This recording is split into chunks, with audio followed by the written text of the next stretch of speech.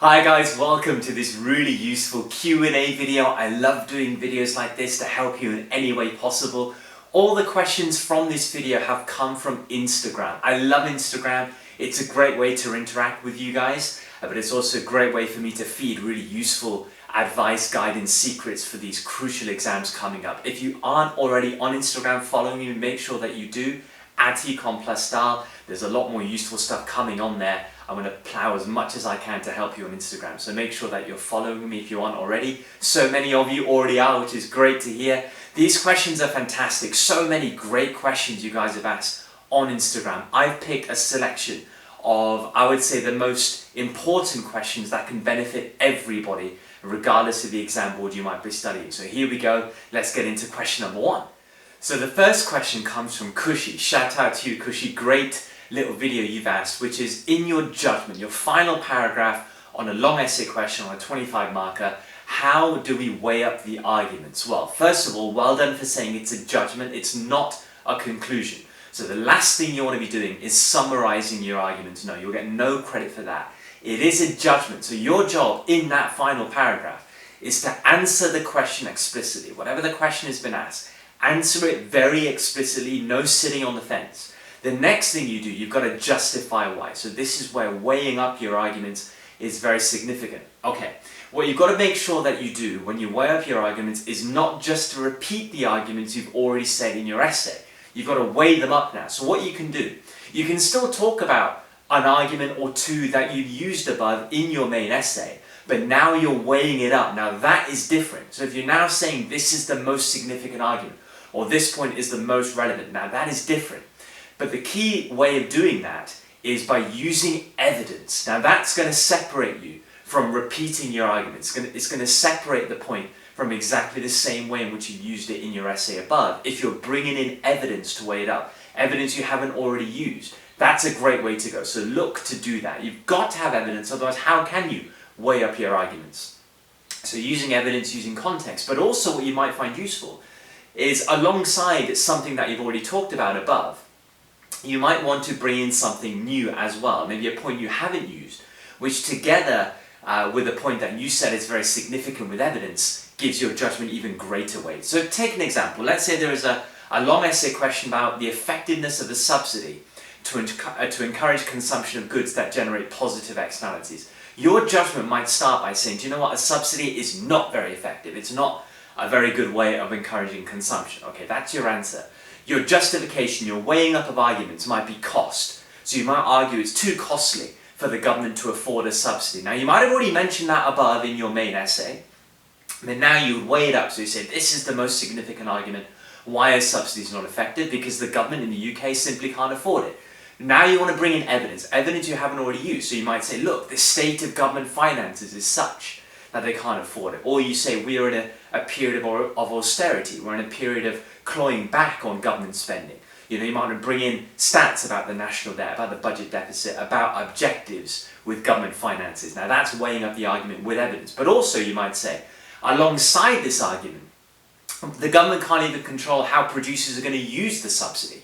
Is the subsidy going to be used to reduce cost of production and then lower prices? Or is it going to be used to give to shareholders in the form of dividends? Is it going to be used to increase wages and salaries? Is it going to be saved? Is it going to be used to deleverage, pay off debts? You might not have used that argument in your essay because, let's be honest, you can't write everything in an essay. There are going to be things you have to leave out.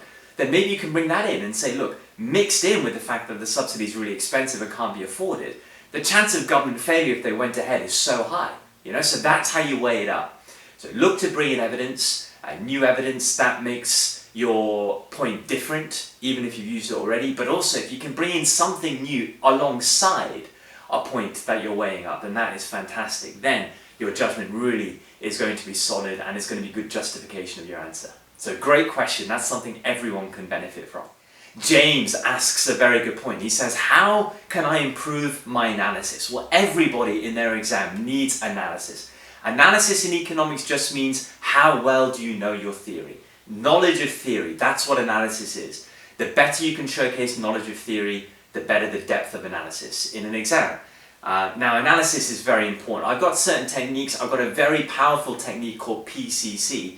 Simple way to make sure your analysis is amazing. Go and check out my video on how to nail a perfect paragraph in economics. There you'll see the best analysis technique I can give you, something that I also use when I'm writing. Go and check that out and you'll ensure that your analysis is perfect.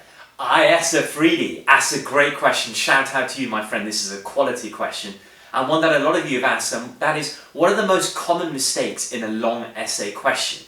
That's very good to know to make sure that you don't fall into these traps. Okay, the first issue is a lack of depth. If you think about your long essay, right, there are three fundamental components that are going to get you the top marks. One is analysis, second is evaluation throughout the essay, and then that judgment at the end, right? Fundamental areas. Now those three elements have to be done in depth. You have to analyze in depth, you have to evaluate in depth, and your judgment has to be done in depth as well. So not writing in enough depth often is the biggest reason why you guys maybe don't get the marks that you would like or that you expect. Even if you feel the knowledge is good, if you're not writing in depth, you're not going to score the highest marks. Now bear in mind, last year, one of the biggest examiners' complaints is that a lot of students know about analysis, right? Analysis has to be done in depth. Your points, your policies that you write about have to be written in depth. A lot of people know that. Examiners have said that that's generally done fine. But evaluation needs to be written in the same depth. Now that's often when you guys maybe fall a little bit short of what you need to do to score the highest mark. So just think, however you write in your analysis, whatever techniques you use, the same technique should be used in evaluation. I always say PCC the evaluation. So if you've checked out my analysis video, you know about this really awesome technique. Use the same technique in your evaluation and you will score, but also judgment in depth as well.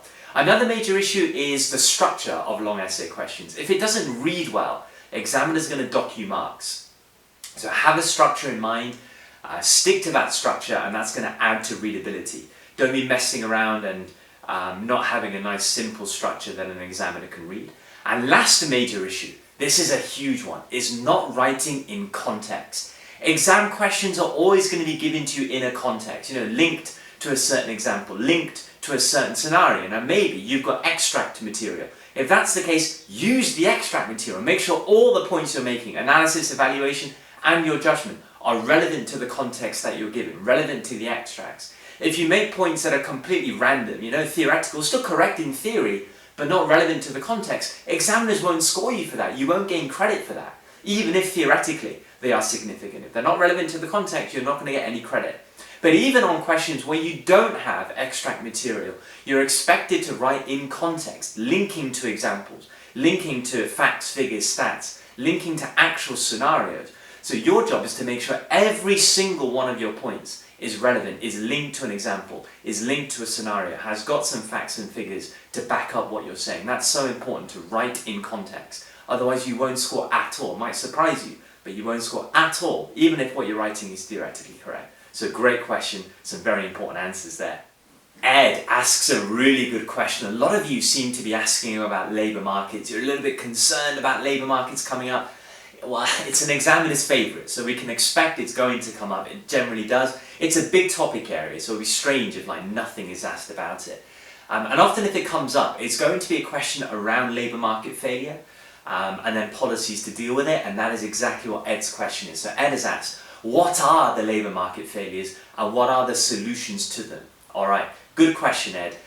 Simplify it like this. So some key labour market failures. Just think about how the free market, the free labour market, might not be working well, what assumptions of the free labour market might not be holding.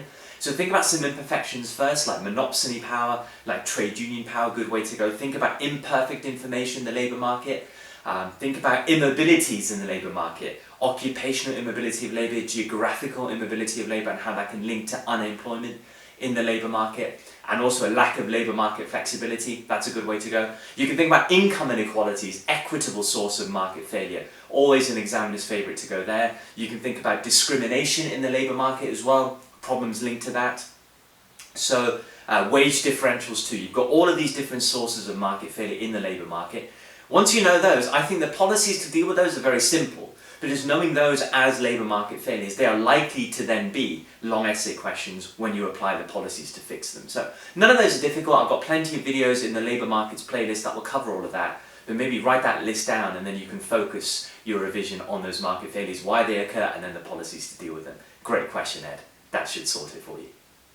Will asks a very useful question, and that is, how much application do we need? How much of our own knowledge of application do we need in our exams? And then also linked to that, a lot of you have asked, can we just make up stats? Okay, let's take the first question, which is how much application do we need? On long essay questions, every single point that you're making, analysis, evaluation, even judgment, everywhere, you need to look to apply. Look to have an example, look to have some context that backs up the point that you're trying to make. So in your head, every single paragraph that you're writing should have an example in it, should have some context. That should be your target. Now, let's be honest, it might be difficult for every single paragraph. So if you miss, I don't know, some example for 1 point or maybe even 2 points, that's okay. That's okay. So if you're writing, I don't know, 4 paragraphs or 5 paragraphs, 6 paragraphs, and maybe 1 or 2 of those are lacking an example, that's okay. But in your head, your target is to write an example, to write context, to write application for every single point that you're making. Analysis and evaluation, that should be the target. Now, can you just make up stats? Can you just make up your own examples? Simply, no, you can't. Examiners, when they are marking your responses, they do it online. It's so easy. If they see something that's a bit dodgy, to Google it, to research it and find out if it's true or not. And if it's not true, you're not going to get credit, but also you're going to be leaving a bit of a mark in the examiner's mind, you know. This student is making things up, they're trying to fool me as an examiner. It's not going to go well for you. And examiners, you know, if they're trying to give you a mark in a certain level, they might put you in the lower band if you leave a bad impression in the mind of the examiner. So don't go making up stats. It can easily be researched, you can easily be found out, and you're going to be the one that loses. So none of that. Just trust yourself to get that stats, to get the key stats that you need, to get the application that you need. There's plenty of help out there for you to do that. But don't be making stats up. That's a terrible way to go, that's for sure. And then the last question comes from Nathan, but not just from Nathan. So many people ask on Instagram, and that is, what's the best way to revise for paper 3? You know, how should I be revising for paper 3? Well, very, very simply, guys, don't be right now. What's the point? You've got paper 1 and paper 2 in the same week. Paper 3 is a week and a half later, and you have a half-term break in between as well. So if it was me, I wouldn't be touching paper 3 at all right now. Obviously, you need to know, no doubt in school, this is what's happening. You're going through what the paper is, you might be looking at a few skills and techniques. Obviously in school, you have to, you've got to cover it. But in your revision, don't give weight to it now. Paper 1 and paper 2 are far more important. The fact that those 2 exams are in the same week as well, there is a huge amount of content and practice you need to do for those exams. Far more important right now to nail those and your revision for those rather than paper 3. Once paper 2 is done, paper 3 is very simple to revise for. You don't need a week and a half to revise for it, but that's what you've got. So I would just leave your revision for paper 3 until paper 2 is done. I wouldn't even touch it at all. What I'm going to be doing, guys, is after paper 2, I'm going to be making a lot of videos to make sure you guys are okay for paper 3. A lot of advice, technique going to be given to you then. I'll give you the key tips of how to revise for it at that moment in time, and you'll fly. You'll have so much time to put that into practice and to just refine those key skills for paper 3 to make sure you're ready for some unique questions. So don't worry about it. And also, if you want to know a bit more about paper 3 at this stage, if you want to think about how you're going to revise for it, I've actually got a lot of videos covering paper 3 on the channel already. If you go in my exam technique playlist, I've got one for AQA, I've got one for EdXL, I've got one for OCR. If you go into those, you'll see my tips, my guidance on how to revise for paper 3, the specific technique you need for some of those questions in paper 3 as well. It's all there for you. So if you want to just get a little bit ahead and just see what the paper is like and to see what kind of techniques you need, feel free. But like I say, don't give it weight now. Paper 1 and paper 2 are far more important. You can leave paper 3 until the end of paper 2, alright? You're going to have plenty of time for it. So don't worry too much about it. You're going to get lots of help when that time comes. So that's it, guys. I picked out what I thought were the most relevant questions for everybody out there doing their exams. I think some really useful advice given there. If you like this video, awesome. I might be doing a few more of them if you guys are wanting them and if you have loads of questions. But like I say, this video was really based on questions on Instagram. So make sure we're on Instagram, but also on Twitter as well. Loads and loads of useful stuff on my various social media outlets, so make sure you're following me there. Keep going with your revision, you guys are doing great, a lot more coming to help you. Taking the advice from this video, go out there, nail your revision and nail those exams. Thank you so much for watching, guys. I'll see you all in the next one.